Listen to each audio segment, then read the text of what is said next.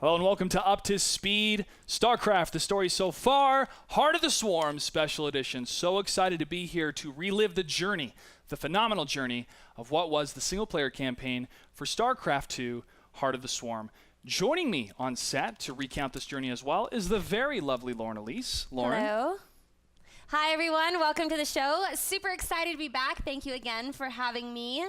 And I just want all of you to know that I'm going to be here with you in chat, giving questions that you have to Clutch so that we can have some good communication going on. And I also want you to know that I'm on this journey with you, that I have not I don't even know the entire story so far. She's heard us talk about it, but she's... all of it. Yeah. And I'm really excited to know what's happened, if I missed anything, because I know that there's some subtle lines that maybe you kind of have to be looking out for. So I'm going to really try to sneak in and get those from you. Well, we'll have a lot of answers to these questions. But you've been playing a lot of multiplayer, to your credit, and you've been doing very well in that department. Go Terrans. Joining us as well from the beautiful state of Arizona is Kevin Sixen Carlino. Kevin, thank you for joining us. Yeah, thanks for having me, guys. I'm excited. I had a ton of fun in the first episode. I can't wait to talk more about StarCraft lore. Like I said, I don't get nearly enough of a chance to do this. So why don't we jump into it, Clutch? Let's jump into it. Quick review of what we talked about in the last episode. We went all the way to the Old Testament times, if you will, of the lore of StarCraft, its history, the different races, and what the stakes were for each of these different factions that existed in the Koprulu sector. Going back and talking about the Xel'Naga, if you read the old novels or even the game instruction book for the original StarCraft, this was a race that is mysterious, ancient, powerful, and highly intelligent.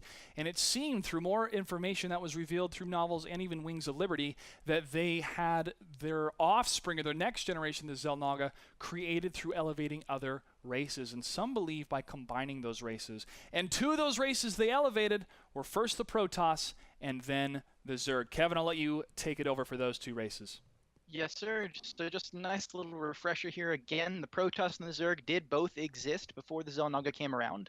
You can think of it kind of as just like a little bug species were the Zerg, and these kind of, I don't know, smart little weird animal guys as the Protoss, and they were kind of just hanging around again until the Xel'Naga came in, and Xel'Naga uplifted or helped them uprise, and it essentially made these races smarter. It allowed them to very quickly expand and grow as an entire race and species, and then kind of gave us as to what we know as the Protoss and the Zerg. So again, they both existed prior to the Xel'Naga. The Xel'Naga just made them what they are today much quicker than they would have been. Exactly, and there's another race, the best race that I think, that I play in multiplayer is the Terrans. The Terrans do originally come from Earth, and they were a group of political dissidents and prisoners and pretty much the unsavory folks that they launched into space on a couple different cruisers. They had a malfunction, they crashed in the Koprulu sector, and therefore created this Terran organization. And through different political strifes and warfare, you now have the Terran Dominion. Now, one of the people that was involved with the Terran Dominion and also with Earth when they visited the Koprulu sector back in Brood War is a man named Samir Duran, who a lot of people have been mentioning his name over and over again for the last 15 years, ever since Brood War first came out. And we definitely have some questions that are answered in Heart of the Swarm about that individual. Also to highlight the novel Flashpoint. This novel takes place right between Wings of Liberty and Heart of the Swarm. From the moment Jim has Sarah Kerrigan in his arms to the moment that we see Sarah Kerrigan in the Emotion compound. Now what happens in those moments, in those about 3 months' time, is very, very key and important to understanding the attitude that Sarah has at the beginning of the game. They don't know who Sarah is. They don't know what her powers are. She is still trying to figure out what she can do and who and what she can control. Now, Sarah is a very, very powerful individual. She has a psi level of over 10, of 12 that it comes on the indicator when you play in Wings of Liberty, and she has always been used as a weapon. And because of that, she is hesitant to be used by anyone because of all the things that she has gone through, be it in the Ghost program, be it transformed into a Zerg after the betrayal of Arcturus Mengsk. She wants peace, but she will never have that peace so long as Mengsk lives. And Sarah Kerrigan, with the attitude she has in Heart of the Swarm, this is Act 1 of this game. We see this struggle between her and Jim Raynor. We see this brooding that Sarah Kerrigan has, thinking about vengeance she wants to take up against Mengsk. And a very, very poignant part of the game is when Jim is telling Sarah, I moved heaven and earth to bring you back. Don't give up on us. And it's incredible to think the amount of power that she had as the Queen of Blades and how that's stripped from her, Sixen, and how she's trying to gain that power back. Or at least, if you can imagine being almost a god and now next to a mere mortal to deal with that kind of power that's taken from you, you know? How would you react in that situation? No, I mean, it's definitely crazy. Like you just said, think you have everything and now all of a sudden you're back to nothing. It's crazy, and that's actually how this game begins. And well, I'll let you go ahead and touch it, but yes, Kerrigan, it's terrible. You know, it is. She is a troubled individual, but she does deserve happiness. Everyone does. This moment in the beginning of the game was so crucial, though, to highlight the relationship between her and Jim Raynor, and this is the kiss. Finally, in the video game itself, we have an established visual of these two people. Sixen, you and I were at the Heart of the Swarm launch event, and the most enthusiastic time the crowd ever got during that entire event was when they showed that clip during interviews of the different voice actors. I don't think I've ever heard a louder crowd for a game launch when they saw them kiss. And it seems like such a small thing, such a little thing. But it's those impactful moments that we can really connect on a human level, emotionally, with these characters, that therefore makes the stakes way higher when we see them in trouble, when we see all these explosions and all this warfare. Sarah, it was 15 years coming, Clutch. Exactly. It was 15 years coming. Exactly. And it was outside of the books. You know? I'm so glad that you freeze framed that moment. I know. Oh, it's a Kodak moment. You got to put yeah. that up on your fridge. The eyes are closed. It was beautiful. Beautiful. Well, they're under attack too, and he gives her the rifle and he says, you know, it's Yeah. No, I saw that. Yeah.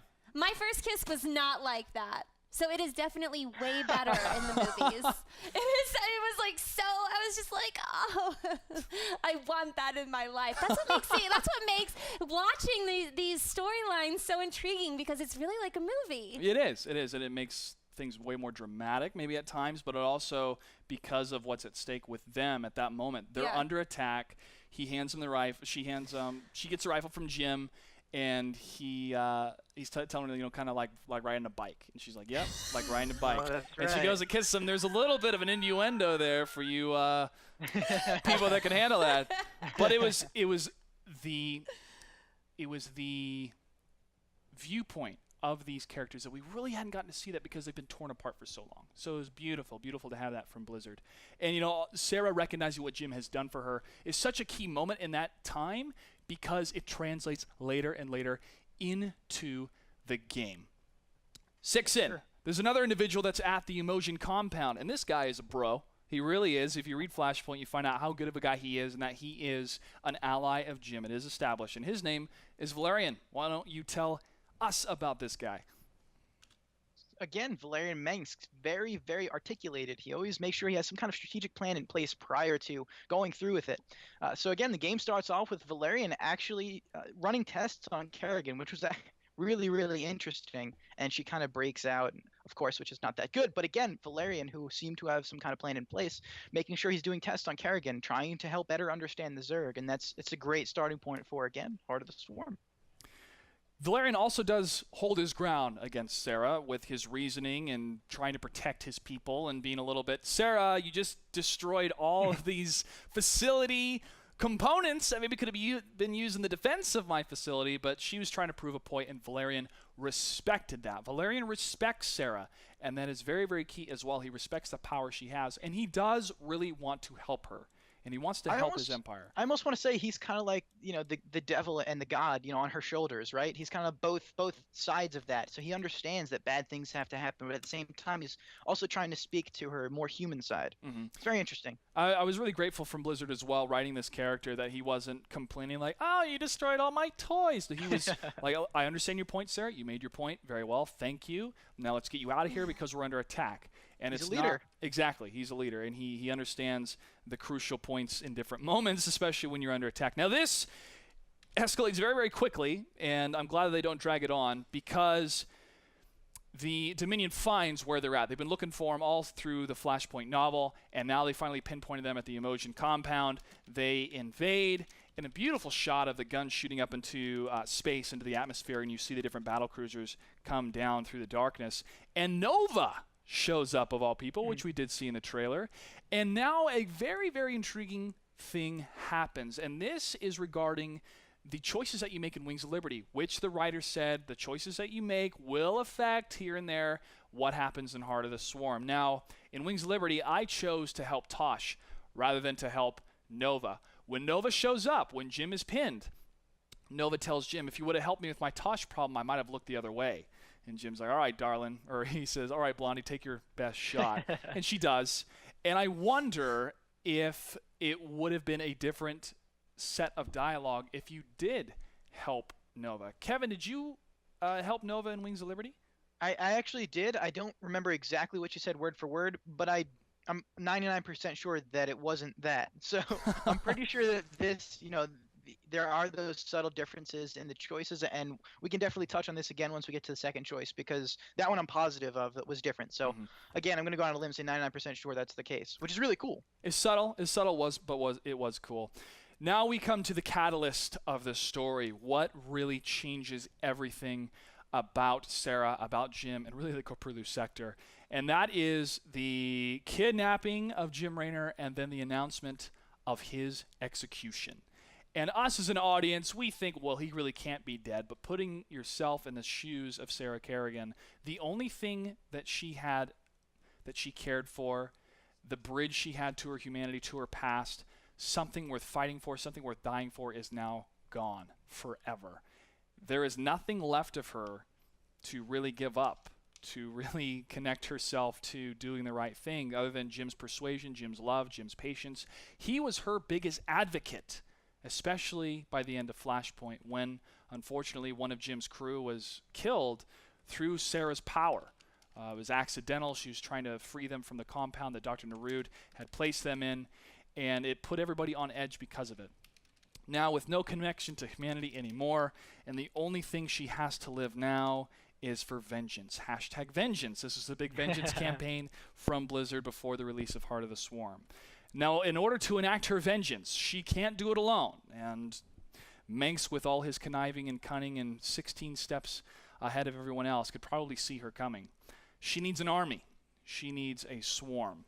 And that is her solution, and that's where we really get into the Heart of the Swarm, why she goes back to the Zerg and tries to unlock all the power that she once had. It's quite a frightening thought to have, Sixen, if you lose everything, and the only thing you have to hold on to is the vengeance you want to enact through any way possible. Means necessary. Yeah, any means necessary, any way possible, stripping your humanity. It's a scary thought, man. It's brutal. But that's where this story takes us, and that's the half of Act 1 for you, if you will. But tell us a little bit about the Swarm. But in fact, actually, before you do that, I want to make a quick little comment that some of these new characters they introduced were phenomenal. People love these new characters. They love the voices to these new characters. Now, one of those new characters' name is Abathor, and I happen to do a little bit of an impression of Abathor. Let's go ahead and take a look. This is how you do voiceover work.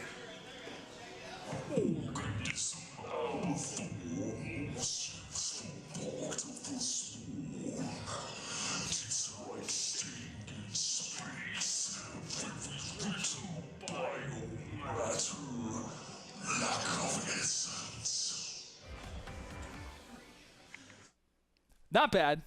Not Love it, bad. Clutch. Not I bad. love it. But Abathur is one of my favorite new characters in Heart of the Swarm. Kevin, I'll let you talk about him. Abathur, very, very interesting character. And actually the next couple of characters we're going to talk about, they're all unique. So again, they're one of a kind for the Zerg. Abathur, first one, like I said, very interesting character. He's actually created by the Overmind. Once Kerrigan was de-infested, he was running rampant himself. He was lost, wasn't sure what to do. Kerrigan picked him back up once she became the Queen of Blades again. And now I do want to point this out. He is obsessed with efficiency. His job is definitely just to, well, spin DNA sequences, essences. We're going to get to essences in just a bit. But again, he's obsessed with efficiency. He's a very unique character. And I also want to mention, because this is somewhat important, the Zerg, they're similar to the Primal Zerg, in the fact that they all try to, again, get this essence. That I'm just going to leave it at that for now. We're going to get into the next character, Isha.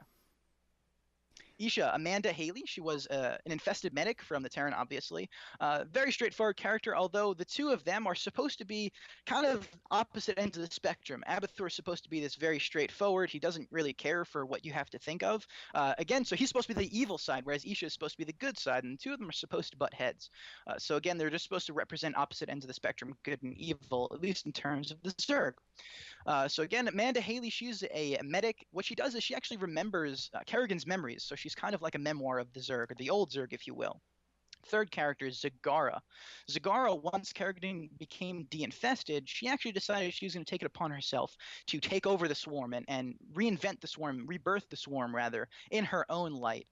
And of course, once Kerrigan comes back, we kind of find out what happens. Kerrigan is obviously not too happy about that, so they go to Char, and Kerrigan kind of tells her what's up.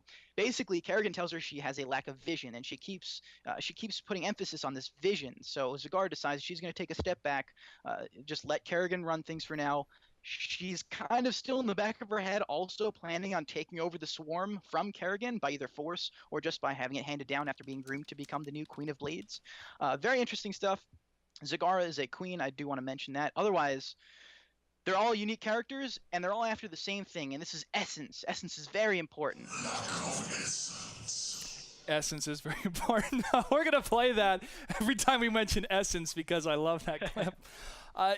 What you say, Kevin, is so true with this essence, this idealism, this vision of the Zerg, and how they use that and incorporate that into the swarm. And this goes back to the Xel'Naga. There's two different purities that they want to combine into one race, and that's what Samir Duran is trying to do with the hybrids. You have the purity of form, which is the Protoss, and the purity of essence, which is the Zerg. So that is a buzzword, if you will, throughout the entire campaign. But really to delve into the history of the Zerg and how they work and how they strip those different elements and parts of different races to incorporate that into the swarm itself, through one of the missions where you needed to overcome the freezing fields, those ice blasts, and how you were able to adapt that way, I thought was pretty neat. And it gave a very, very solid understanding of how the swarm evolved. Now I do want to mention before we move on, Clutch, as far as essence goes, and this is kind of what I was alluding to earlier, I just didn't want to touch on it too early. All of the Zerg were trying to contain or get this essence. So the primal Zerg as well. This was not something that the Xel'Naga introduced to the Zerg. It had nothing to do with the Xel'Naga. Perhaps the Xel'Naga saw the Zerg as purity of essence. Maybe, they were already this purity of essence before the Xel'Naga even came. So again, this is what I'm talking about. The primal Zerg were searching for essence, Dahaka, and the normal Overmind Zerg were also searching for essence, because again, Abathur was a creation of the Overmind. So this definitely runs fluid throughout all of the Zerg, not just the Xel'Naga Zerg. Mm-hmm. Important to mention. It is, but I wish that we had a golden age to go back to see what the Xel'Naga were like and where everything went wrong. We will talk about that later, though. Let's talk about Warfield and the missions on Char. This was such a juxtaposition that Kerrigan was in. She wanted to recover what was left of her swarm on Char. The Dominion had a very strong foothold, which, by the way, introducing choice once again. If you attacked the Nida swarms in Wings of Liberty, the Terran force on Char had a much more robust ground forces. If you attacked the air platforms in Wings of Liberty, then the Terran Dominion had a much more robust air superiority in that game. So those choices actually mattered in Heart of the Swarm. I found was very, very fascinating. But you have that moving into Heart of the Swarm, Warfield's really stubborn in this sense because Sarah's telling him, leave this planet, stay out of my way, and your men won't get killed. And Warfield's telling her, listen, little girl, we're staying here because we claim this for the Dominion. Warfield is doing his job as a general in the army. What is very, very unfortunate, however, is that Warfield was one of Kerrigan's biggest allies when she was when she was not the Queen of Blades, but when they were trying to save Sarah Kerrigan. Kerrigan, in a way, kind of betrays Warfield. Warfield is telling her as you go further into the mission, we saved you, girl. We saved you. And that what do we call that, Lauren? A traitor? A traitor. Judas. A Judas. A bit, yes. Sarah, to her credit, may not have realized the amount of lives that were lost to maybe save her, but with her intelligence, I think she did. However, Jim is gone, and Arcturus Manx has to go down. Nobody's going to stand in her way to enact that vengeance. Warfield knows that by now, especially in his dying his dying moments. And he pleads for Sarah to spare his men. He says, these men do not threaten you. Let them go. And he mentions Raynor when it seems she's not going to budge. And he says, what if Raynor can see you now? Hits a chord in Sarah, and she drives those I-beams that were in his chest. He's probably going to die anyways, but pretty much confirms his death. Maybe puts him out of his misery. But Kerrigan does something that's beautiful, I think, and shows that this is not the same Queen of Blades as before. She shows compassion, and she spares the men. And you don't see it. You hear it through the radio comms saying that it's a miracle. It's a miracle. The swarm are they're retreating. They're letting us leave. And to me, I submit, in my opinion, that this compassion actually makes Sarah stronger than being a ruthless, evil, destroy everything, Queen of Blades. As she, she's able to think about things rather than just acting without considering. Aside from that, I really feel like this cinematic, this even a very brief moment like this was huge. It really showed the personalities of both of those characters. Warfield, being the thick-headed army brat become general that he is, he strikes a chord with Kerrigan just before he may or may not die. And who knows? Maybe they could have saved him. Obviously not anymore. And Kerrigan, again, showing some compassion, showing that human side, but also killing Warfield anyway. So she's still somebody you don't want to mess with, but she still thinks things through. I mean, who knows? Maybe these forces wouldn't have been available to us later on in the game when we partnered with Valerian. Yeah, I don't think Warfield's coming back. I don't think he's going to get infected and come back. Infested Warfield? I think he is dead. He did have a really cool robotic shooting arm. I thought that was really neat. But oh yeah, it also brings up that rift that's within Sarah too. She is so bent on getting this vengeance against Meg. She was so bent on it before Jim died that there's still a piece of her, though, that realizes there are innocents and they need to be protected. And that'll be further highlighted a little bit later in the show. But now we need to move on and talk about one of my favorite points in the game, and that is this struggle between power and wisdom. The power that Sarah Kerrigan has and the wisdom that Zeratul has. Let's go ahead and play that clip.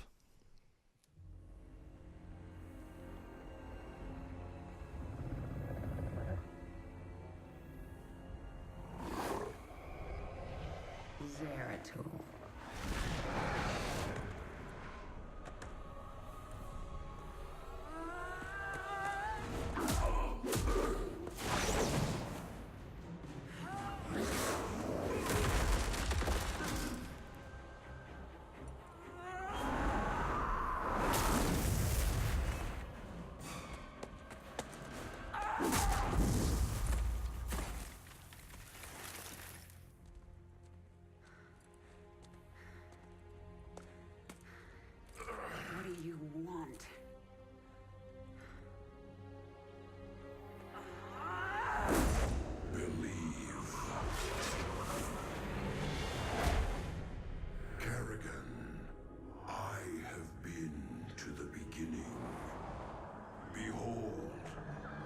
Zeratul.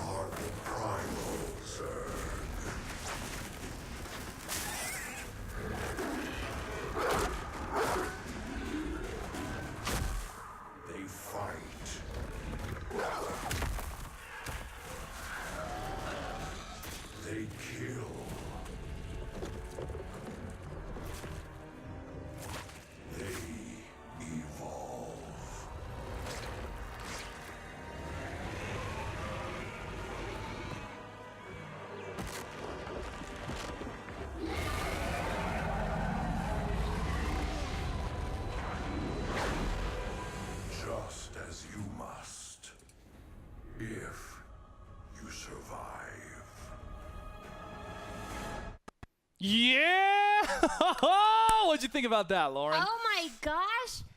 Mind blown. That is the first time that I've ever seen that clip, and the whole time I was like, what in the world? So you know when you have a really bad argument with somebody, and then you don't squash it, and then you see them later on, and they just start yelling at you for like no reason. You're like, whoa, I just wanted to apologize. There was like a little bit of Street Fighter going on there. I wish there was a Kerrigan Zeratul Street Fighter match where you could like play either one of the characters and have a fight. That would be badass. Really going way off subject right now. Sorry, but that's insane.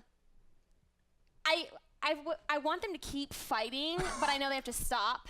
They have to stop, but you got to see the amount of power that Sarah had. Oh my gosh! Like Zeratul, no, I'm not messing around. She flew. Yeah. Yeah. Yeah. Like all the way across the thing. Go ahead, Kevin. When I saw that playing through the campaign for the first time after, I don't know, I think I slept 2 hours after the Swarm launch. Seeing that, I think I immediately tweeted, "Holy crap, things got interesting!" And that was like one of the huge like points of the campaign for me. Obviously, aside from the whole kiss at the beginning of the game, that was like one of the big nerd show moments. There's a couple more coming, but that was one of the big ones. Well, this was another element that was needed in the cinematics too, because of course in the game she's very powerful and she does amazing things in the game. Yeah. But to see that in a cinematic and wow, this is why everyone around here was so scared of her and trying to figure out what she could actually do. Because if you see a friend of yours that is able to do that, you don't want to make them angry at all. However, what I loved about the difference between her and Zeratul is with her fighting style, she was like, what? Going nuts everywhere. She's like ninja out in this thing. And Zeratul's like, all right, let it out of your system like, for a bit. Ow, yeah. Right, like a hand to the face. But they had fought in the past and letting out of the system. Kevin, we talked about this before, but go ahead, my friend. Yeah, that was one of the things I wanted to touch on. That was exactly what it was. He knew Kerrigan was angry. She thinks Jim Raynor's dead. She thinks he's dead. So Jim Raynor's dead for all intents and purposes right now. So yeah, he just kind of let her get it out of his system. He'd fight back until all of a sudden he just kind of puts his hand to her face and says, "Believe," like in his deep Zeratul voice. Honestly, nerd chills. Every time I see that, I get them. It's intense. Intense. It is completely impactful, and this is as powerful as Kerrigan is. This is a huge attribute to Zeratul with the amount of patience he has. He's been alive for a long Seriously, that time. man has so many, like a plethora of patience. I wish I could just go up to people and just like put my hand on their face and be like, believe. I get it. I know, right? Wouldn't that be like a moment that's just so enlightening? I love Zeratul. Yeah, and I look forward to seeing. He really knows how to land a moment. That's what does. Say. Right? He does. Just believe. God. All right, listen, teenagers, stop. I'm here to give you a message. I'm not here to kill you. Exactly. Which that's how he views humans, like these teenagers and their hormones. He's like, oh, Kerrigan, stop. He's like a couple hundred years old, so that's perfect. A couple hundred. I thought he was a couple thousand. He's up there. Too. He's up there. All right. I'm thinking of Deckard Cain. You're thinking of Sorry. Cain. Cain's a couple hundred. Don't want to talk about that. Don't want to get into the butterflies. All right, my friend. Well, we're going to take a quick commercial break. This has been a blast so far. There's so much more to talk about. Don't go anywhere. We'll be right back. Hey, I'm Chris Siggety. I'm production director on the StarCraft II team, and you're watching The Pulse.